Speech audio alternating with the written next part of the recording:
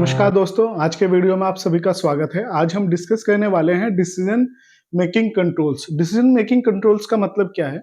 मान लीजिए आपके पास में कोई ऐसे स्टेटमेंट है जिसको आप किसी पर्टिकुलर कंडीशन के ट्रू होने पे ही या उस पर्टिकुलर कंडीशन के सेटिस्फाइड होने पे ही आप एग्जीक्यूट कराना चाहते हो, तो वहां पे हम यूज करेंगे डिसीजन मेकिंग कंट्रोल्स का। यहाँ पे हम जो आज डिस्कस करने वाले हैं हमारे डिसीजन मेकिंग के लिए, सबसे पहला है हमारा if statement. Second one is if else statement and third one is nested if else statement। तो सबसे पहले हम if statement को डिस्कस करेंगे। ये इसका एक फ्लो चार्ट है if statement का। अगर आप यहाँ पे देखेंगे हमारा फ्लो नॉर्मली आ रहा है, हम एक कंडीशन पे पहुंचेंगे if की।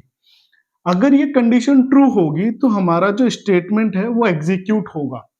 अगर ये कंडीशन फॉल्स होती है तो हम लोग उस स्टेटमेंट से बाहर निकल जाएंगे और नेक्स्ट जो हमारा प्रोसीजर है उसको फॉलो करेंगे। तो ये है हमारा इफ स्टेटमेंट का फ्लो चार्ट।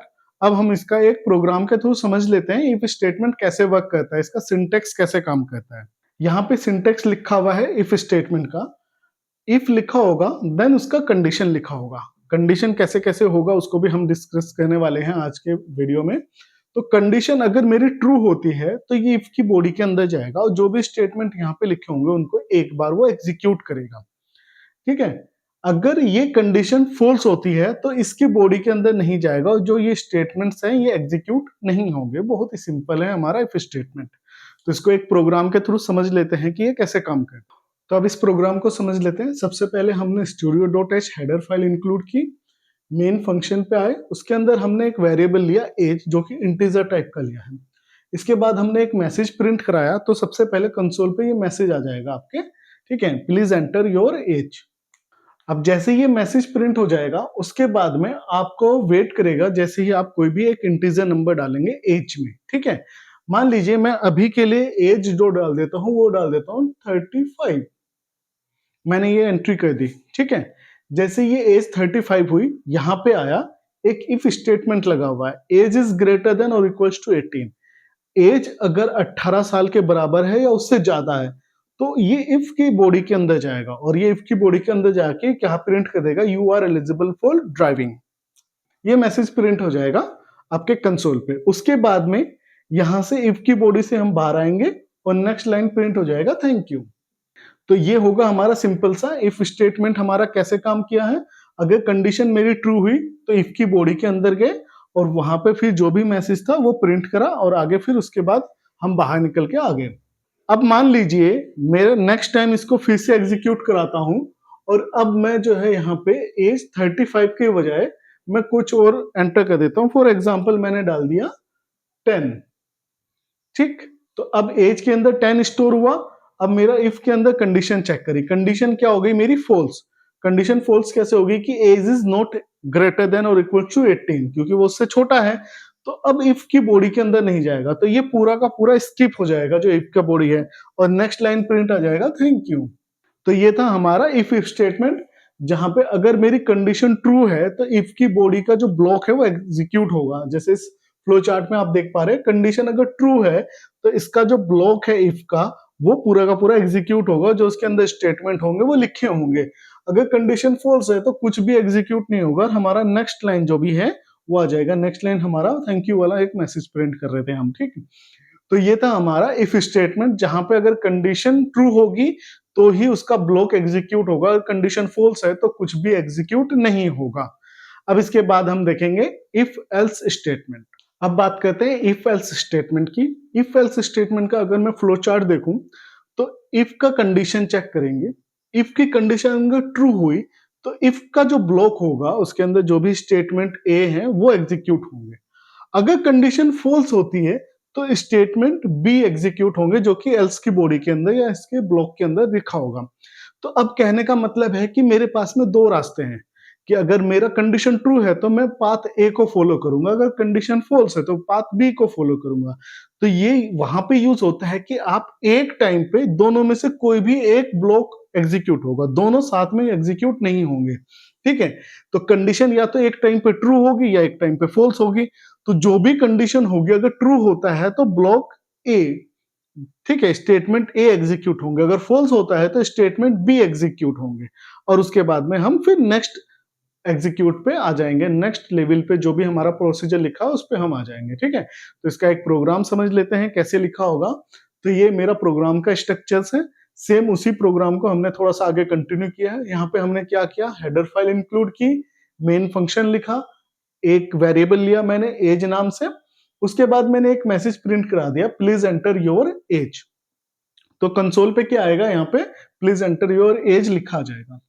इस मैसेज के बाद में हम वो वेट करेगा एज का। तो मान लीजिए मैंने यहाँ पे डाला है अभी अगेन 35 मैंने डाला, तो 35 जैसे ही डालूंगा तो वो इस स्टेटमेंट के अंदर जाएगा इफ के, और इफ का स्टेटमेंट हो जाएगा ट्रू, क्योंकि एज जो है 35 वो ग्रेटर है 18 से। ठीक है, तो ये जब ट्रू हो जाएगा तो इफ का बॉडी एग्जीक्यूट होगा that you are eligible for driving.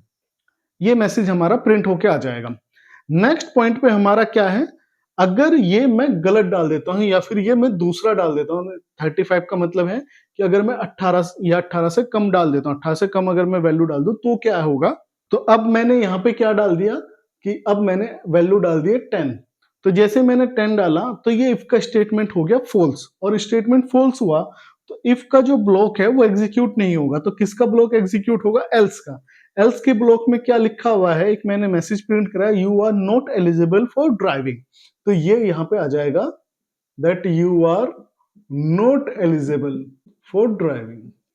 ठीक, तो ये बहुत ही सिंपल है इफ एल्स स्टेटमेंट, कि अगर मेरा इफ ट्रू होता है तो इफ का ब्लॉक चलेगा, अगर इफ का स्टेटमेंट फॉल्स होता है, इसकी कंडीशन फॉल्स होती है तो एल्स का स्टेटमेंट एग्जीक्यूट होगा। तो हमारा दोनों में से एक टाइम पे कोई एक एग्जीक्यूट होगा, दोनों साथ में एग्जीक्यूट नहीं होंगे। तो ये बहुत ही सिंपल है। इफ एल्स स्टेटमेंट क्या होगा कि अगर ट्रू है तो ए ब्लॉक एग्जीक्यूट होगा, अगर फॉल्स है तो बी ब्लॉक एग्जीक्यूट होगा। अब इसके बाद में हम नेस्टेड इफ एल्स को देखेते हैं।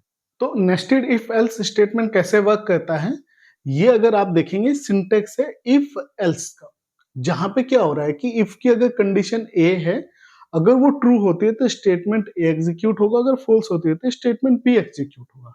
अब नेस्टेड कब होगा, मान लीजिए यहीं पे कहीं एक इस या तो स्टेटमेंट ए या स्टेटमेंट बी, इसी के अंदर इफ एल्स के अंदर फिर से कोई इफ एल्स या इफ स्टेटमेंट या नेस्टेड स्टेटमेंट्स आ जाते हैं, तो ये हमारा नेस्टेड इफ एल्स स्टेटमेंट कहलाएगा। कैसे, मान लीजिए स्टेटमेंट ए के साथ ही यहाँ पे एक और इफ आ जाता है, और इसके अंदर फिर कौन सी कंडीशन लिखी होगी, सेकंड कंडीशन, कंडीशन नंबर 2, या कंडीशन नंबर मैं कहूंगा बी अगर लिखा है।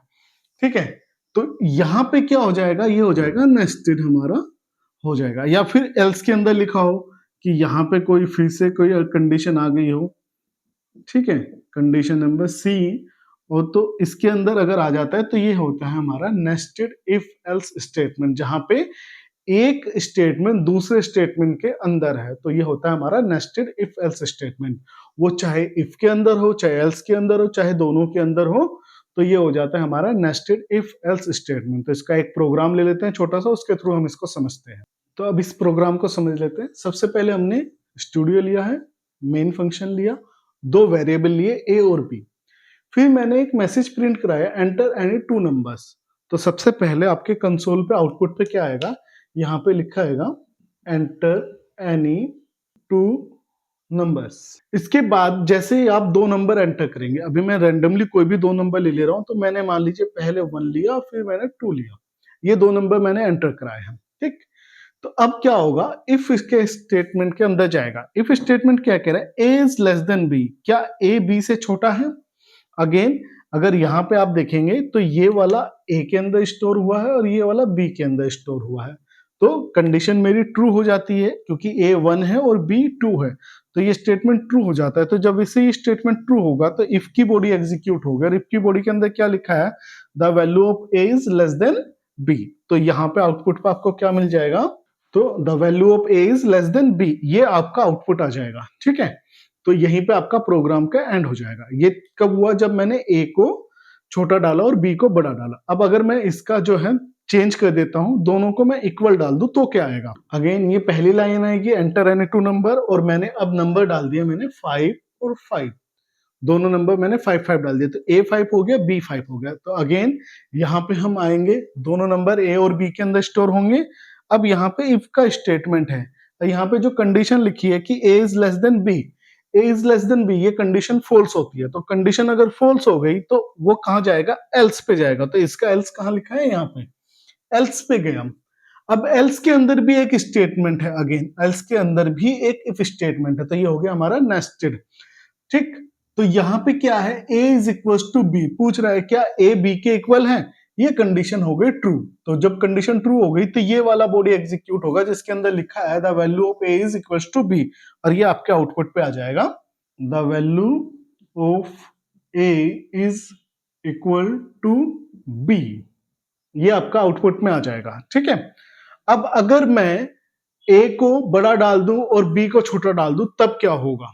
तो अब मैंने जो वैल्यू डाली है, ए की वैल्यू मैंने 2 डाल दी और बी की वैल्यू मैंने 1 डाल दिया। अब यहाँ पे क्या होगा, पहले आया इफ के अंदर ए इज लेस देन बी, क्या ए बी से छोटा है, कंडीशन हो गई फॉल्स। कंडीशन फॉल्स हो गई, इसके अंदर नहीं जाएगा, कहाँ जाएगा, एल्स के अंदर जाएगा।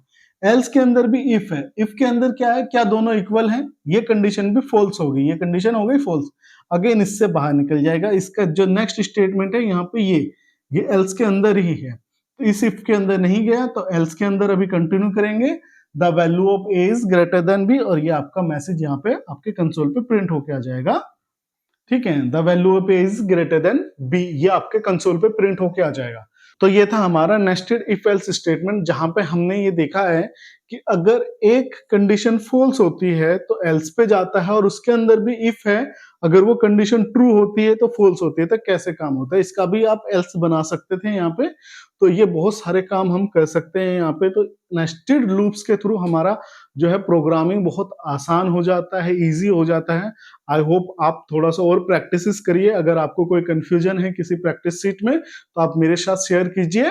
मेरा व्हाट्सएप नंबर आपको स्क्रीन पे विजिबल हो रहा होगा, तो वहां पे आप जाके मुझे व्हाट्सएप कर दीजिए, मैं उसको रिजोल्व करके आपको अगेन सॉल्यूशन के साथ में आपको प्रोवाइड कर दूंगा। तो आज का वीडियो देखने के लिए बहुत बहुत धन्यवाद। प्लीज लाइक शेयर सब्सक्राइब दीजिए। Thank you.